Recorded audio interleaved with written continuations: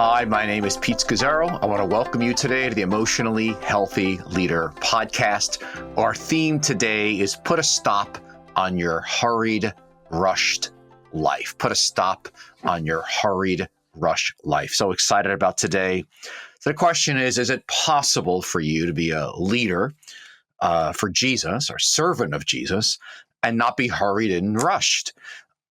Think about it. Is it possible to shake off the pressure of constantly feeling I have too much to do in too little time?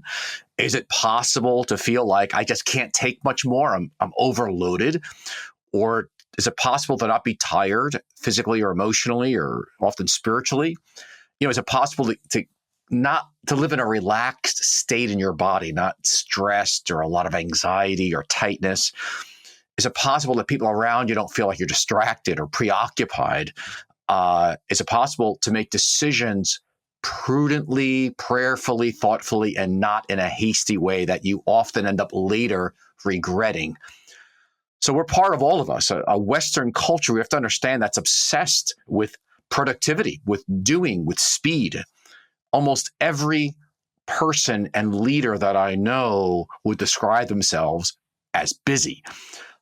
It's how we measure success. It's this obsession with getting things done or being productive. It permeates the culture of the West, and it also permeates Christian subculture. Again, our greatest strength is the Great Commission, mobilizing the church for mission. It's also our greatest weakness, and that's why so many of us feel hurried and pressured or rushed. And so God has another way for us. And that's why you're here listening to this podcast with me, because God didn't make you to lead or live that way. He's offering you, he's offering me, he's offering us a way to lead and live out of a deep, slow down spirituality with emotional health for the sake of Jesus' work in the world. And there's nothing more important than that. But we're invited by him to be out of our very being a prophetic sign and wonder to the world that flows out of a life that's unhurried, that's unrushed, that's spacious. And that we can say, like Paul, imitate me as I imitate Christ. Again, if we can get here, what a gift we are to the world, out of which the mission of Jesus will flow. The problem is we have one speed, and that speed is fast. I mean, think about it. We drive as fast as the speed limits allow. I push a button on my phone or computer, and I'm instantly speaking to someone around the world. I can post something on social media, and immediately someone sees it in, again, Africa, Latin America, Asia. Speed, it's such a premium. We pay extra for it on websites, for bandwidth on our computers, streaming. I mean, there's a lot of money in it. And so, again, these values of efficiency and productivity and speed, maximizing resources, it's so Western that I know that what I'm talking about here is so radical about putting a stop, I mean, a real capital letter stop to your life as rushed and hurried. Now, this is so deep. I remember I was speedy and overactive before I came to Christ. And then when I came to Christ at 19 and became a leader almost immediately, I was simply speedy and overactive for Jesus. I mean, that fundamentally didn't change for many, many years. And so few of us even see the problem. It's like we're on crack or heroin. We just simply can't stop. And so I've got a great burden for you. I want you to hear this through this podcast or seeing it here on YouTube. And I want to invite you to join with me on this journey to live a slow down, deep spirituality for Jesus. And so we have an ebook that we've put together for you. It's free. I want to invite you to get it. It's called Spaciousness, Avoiding the 8 Traps That Steal Your Margin. Go to emotionallyhealthy.org/spaciousness. It's a beautiful ebook. We're excited to now make this available to everyone who follows us. Again, the ebook is called Spaciousness, Avoiding the 8 Traps That Steal Your Margin.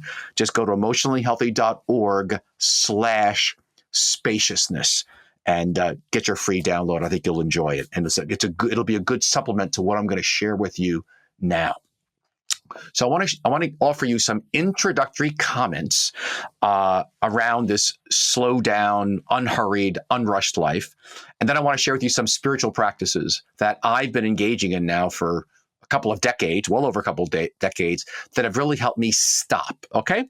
So let me just begin with a bit of background of a few things that have really helped me slow down.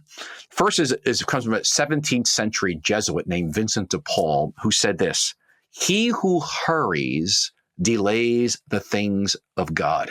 He who hurries delays the things of God. So every time I find myself hurrying, I say, for God, I say, oh, I'm actually delaying God by hurrying. And as Eugene Peterson wrote repeatedly about the word busy in front of the word pastor is a blasphemy. And he said that's like calling a pastor adulterous or an embezzling pastor. That the word busy and pastor are just it's a blasphemy. And that Hillary of Tours diagnosed busyness as a blasphemous anxiety to do God's work for him. And so we want to. It's helped me to say no. That's an outrageous word to be put next to my name. And I don't know if you're familiar with. I picked it up once. This book by a Japanese theologian named Kosuke Koyama. It's called 3 Mile an Hour God. The book's not that easy to read, actually, but it does make a very insightful observation that Jesus, that is God in the flesh, he walked 3 miles an hour. That was the average. That's the average speed a human being walks. And he notes that God walks, is a quote now, God walks slowly because he is love. Think about that. God walks slowly because he is love. If he is not love, he would have gone much faster. Love has its speed. It's an inner speed. It's a spiritual speed. It's a different kind of speed than the technological speed to which we are accustomed. It is slow, yet it is Lord over all the other speeds, since it is the speed of love. I love that. So the best long distance runners who run the marathon at 26 miles an hour, they run the 26-mile marathon at about 13 miles an hour. Cars go 60, 70 miles an hour on an average on a highway. Airplanes go about 575 miles an hour, at least the long distance ones. And spacecrafts go about 24,000 miles an hour. But Jesus, our God, is a 3 mile an hour God. He chose to walk really slowly. Think about that. Let that sink in. So during his 3-year ministry, he's walking from village to village slowly, 3 miles an hour. Occasionally, he walked to Jerusalem a few times, about 80 miles away. That took days, didn't take hours. And then occasionally he took a boat, and it was rowed slowly by hand to get to the other side of the Sea of Galilee. So just think about that for a moment, that God in Jesus limited himself to 3 miles an hour. He was not in a rush. And we're just not used to a God who goes that slowly. And we have so many plans and goals and things we want to accomplish. We're running. And so part of the invitation here is to slow down to catch up with God, in a sense. Slow down so that we see God moving around us. So my final little introductory comment to you has to do with a question and answer I was with. I was a part of an attendance at an Urbana missionary convention many, many decades ago, where Billy Graham was being interviewed. Now, Billy Graham, if you don't know, was the greatest evangelist that ever lived. He's preached to more people than anyone in history, except for probably even more than the Apostle Paul, or since the Apostle Paul. And I was sitting there among 18,000 other people. And here's what he said. And I wrote this down in my journal at the time. He said this. He goes, "I wish I had prayed and studied more and traveled and preached less." Now, at this point, he was probably in his 80s when he shared this. And he paused and said it again. He goes, "I wish I had prayed and studied more and traveled and preached less." And now, again, Billy Graham, guy had real integrity. And this was one of his core wisdom lessons he wanted to pass on to us in the next generation. I never forgot it. I wrote it down in my journal. So I got this statement from. Not that I lived it for many decades, because again, I was so much part of the culture, but I never forgot it. "I wish I had prayed and studied more," Billy Graham said, "and traveled and preached less." Love that. So I'm going to share with you a few practical things I do They're musts for me. They're spiritual practices in a sense to help me live unhurried and unrushed. So I've been basically writing these things down the last few days because I'm a hurryholic. I'm a rushaholic. I'm Pete. My name is Pete, and I'm a rushaholic. I'm a hurryholic. And I imagine you are as well because you're part of the wider culture. So here's some things I do, and there's 15 of them. I know some of you do take notes on this thing. And perhaps a few of these might help you as you put a stop to a life of hurry and rush. Okay? First, for me is Sabbath and sabbaticals. Number one is Sabbath and sabbaticals. That is the first place to begin to put a stop to rush and hurry. Every seventh day, you have a Sabbath, a 24-hour period to stop, rest, delight, and contemplate. You cease your activity, you rest in God, you delight in all of His things coming at you. But it comes out of a theology of your soil is limited and needs nutrients to replenish it that come only from God. And that comes out of a place of rest and delight. It's a life and death spiritual practice. And I would, number one, that's number one, that's Sabbath and sabbaticals within number one. And then every sixth or seventh year, you actually take a 3 to 4 month sabbatical. Why? Because you're not a machine. You are limited, you're human, you're fragile, and you need it as you're giving out for God year after year after year. And most of you listening to me, you're pastoring churches, you're teaching consistently, you're giving out a great deal. Well, that means you've got to be taking in a great deal. And I'm a firm believer that sabbaticals are the key to thriving, not over a decade or 2 decades, but over 4 to 5, 40, 30, 40, 50, 60 years that you're bearing much fruit in your 60s, 70s, 80s, and 90s by the grace of God. But you got to say to yourself, I need sabbatical. So working how you can structure that in. Okay, that's number one. Number two is, for me, the spiritual practice of the daily office, morning, midday, evening prayer with silence and solitude as core to that. I have a rhythm in my days that slow me down. In fact, I take 20 minutes a day for silence in the morning and stillness before the Lord. And I do silence in midday and evening and often throughout the day as I can. But it keeps me from giving quick answers and trivializing things that are coming my way.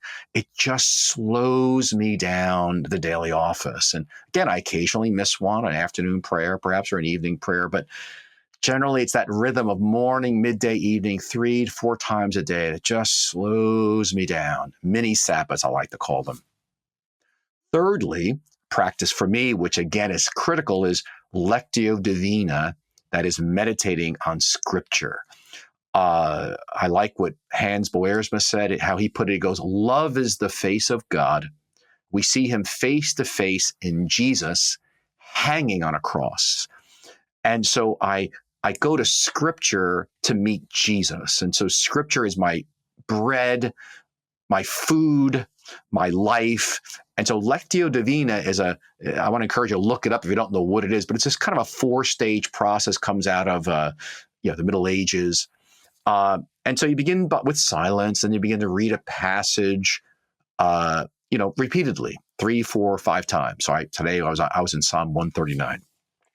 Then you meditate on a word or phrase that speaks to you. You look for Jesus in it, and you ask the Lord, what does this have to do with my life? And you look at your life today, your circumstances, your situation, the context in which it was written, and you pray, you offering it to God, you're letting God speak to you and maybe confront you, maybe lead you to gratitude, whatever. And then you apply the text to your life, and then you take time to rest in the love of God before Him. Not the key about Lectio Divina is you're not hasty in reading Scripture. You're not just going for lots of chapters and filling your mind. You want it to soak into you. And I love this. Love is the face of God. We see Him face to face. The goal of Scripture is to see Jesus face to face. Again, Lectio Divina slows me down. Number 4, another practice for me really key is I follow Ignatian discernment in making decisions. That slows me down. In other words, I want to make sure, for example, I'm in a place of indifference. By indifference, I mean I'm relaxed. I'm open to whatever God wants. His will, not my will. That's my posture. And then I'm following I'm listening to God through my consolations and desolations. I'm allowing myself to feel.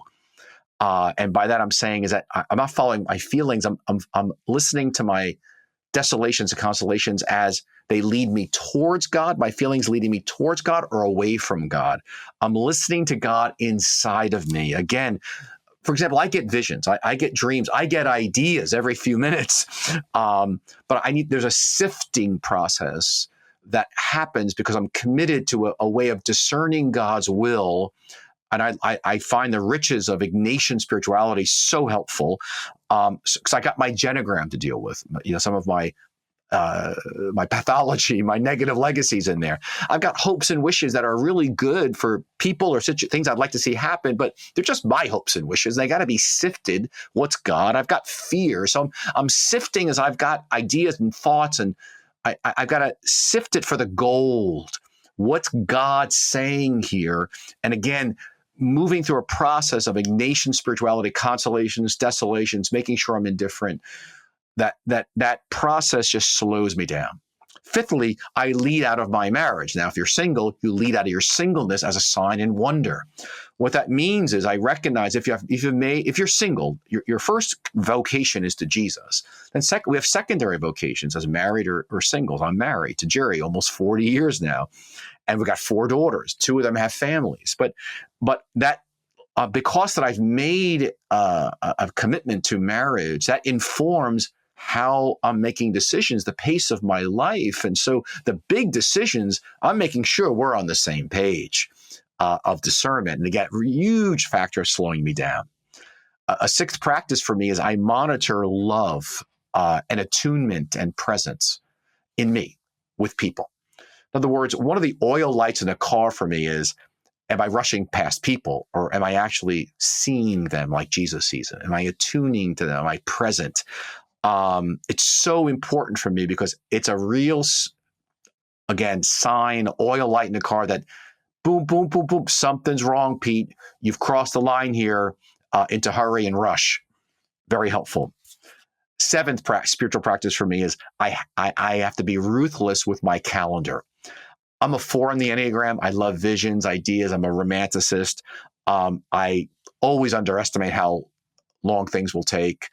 So calendar, I hate dealing with my calendar. And I hate praying through my calendar, although it's so important for me.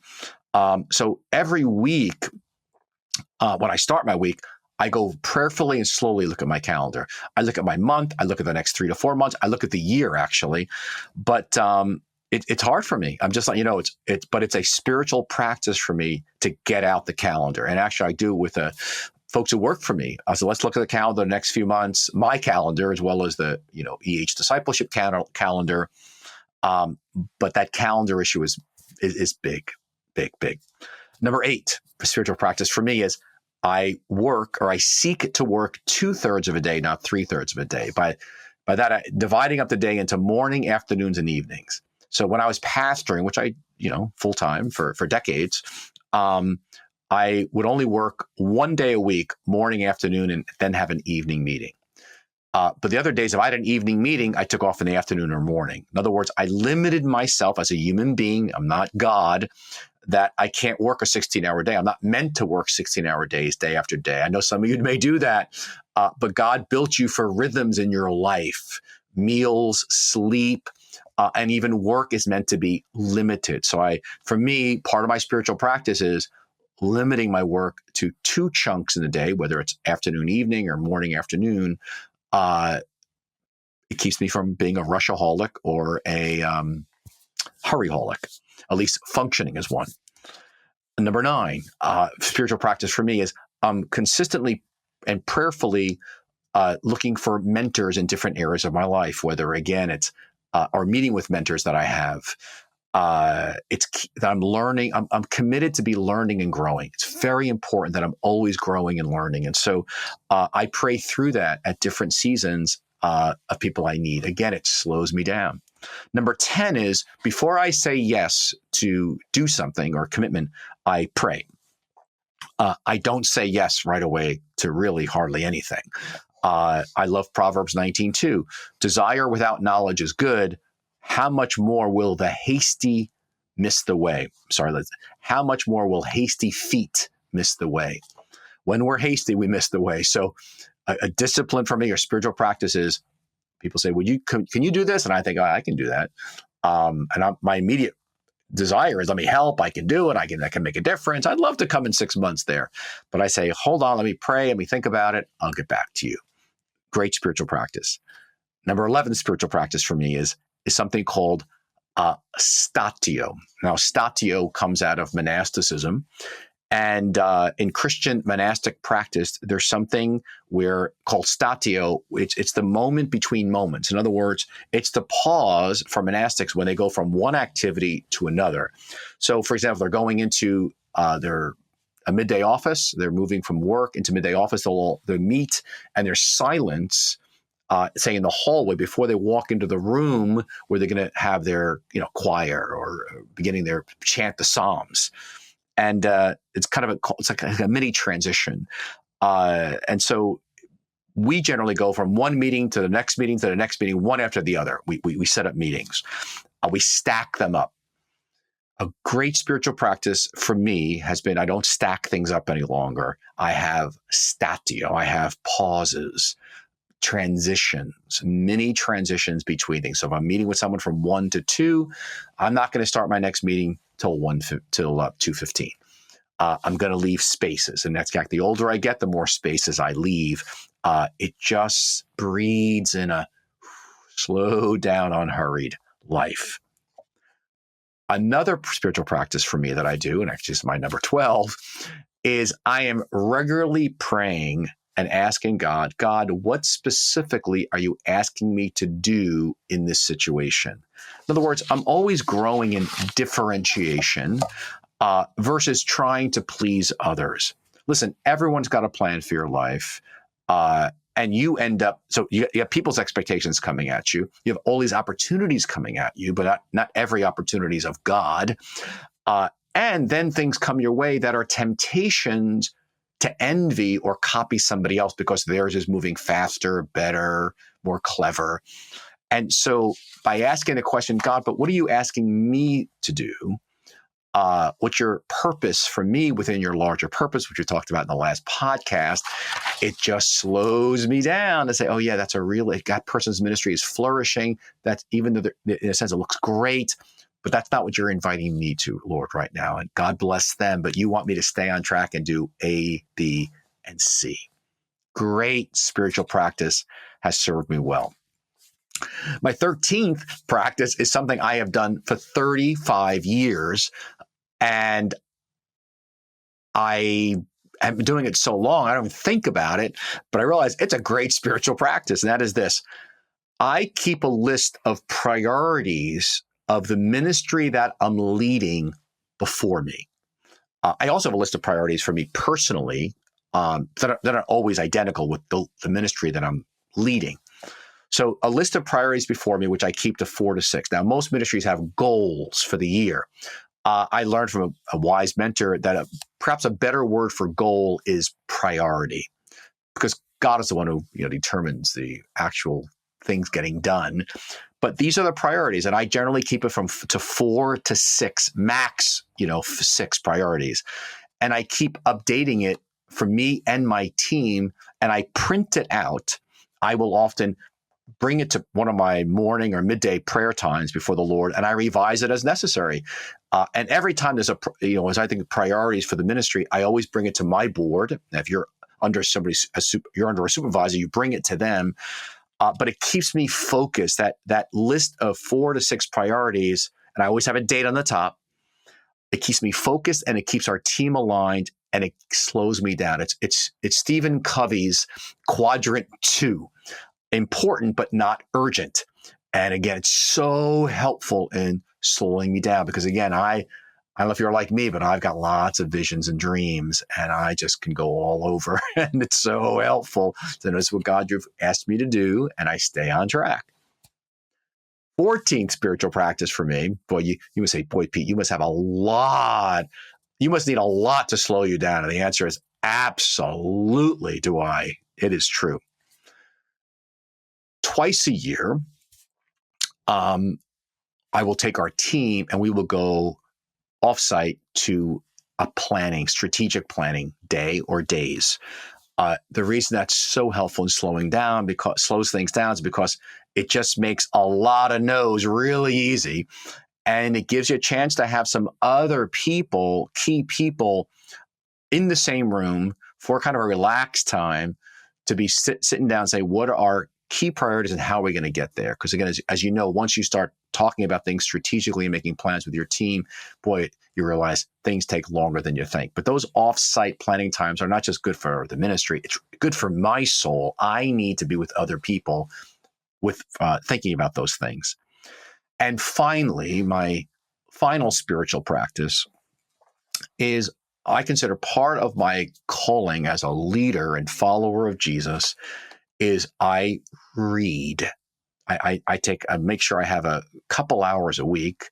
I would say to everyone 1 to 2 hours, but for me, at least 2 hours a week that I'm reading.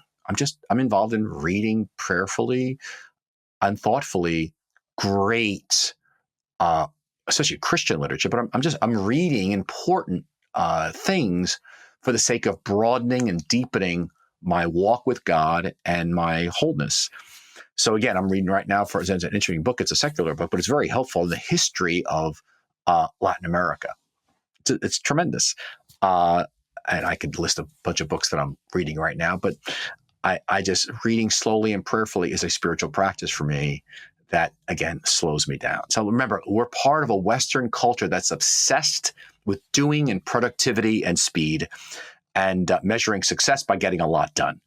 Our greatest strength in the church, because we've taken that into the whole church culture world, is our greatest weakness, which is getting things done. We're rushing too much. So God has another way for you. Please hear my heart for you. God didn't make you to lead that way. He made you for a slow down, deep spirituality out of, with emotional health, because emotional health and spiritual maturity can't be separated, for the sake of Jesus' mission in the world. So I want to invite you, please join us on this journey that we do call emotionally healthy discipleship, and put a stop to your rushed, harried life. And let me close by inviting you again to download that free ebook. It's called Spaciousness, Avoiding the 8 Traps that Steal Your Margin. Just go to emotionallyhealthy.org/spaciousness. That's emotionallyhealthy.org/spaciousness. And join us on this journey into a very countercultural, prophetic way of living and leading for Jesus that's unrushed and unhurried. Listen, God bless you. I pray God's good hands upon you as you begin this long, slow journey to get free from the cultural chains and hooks that may be in you. God bless you and have a wonderful, wonderful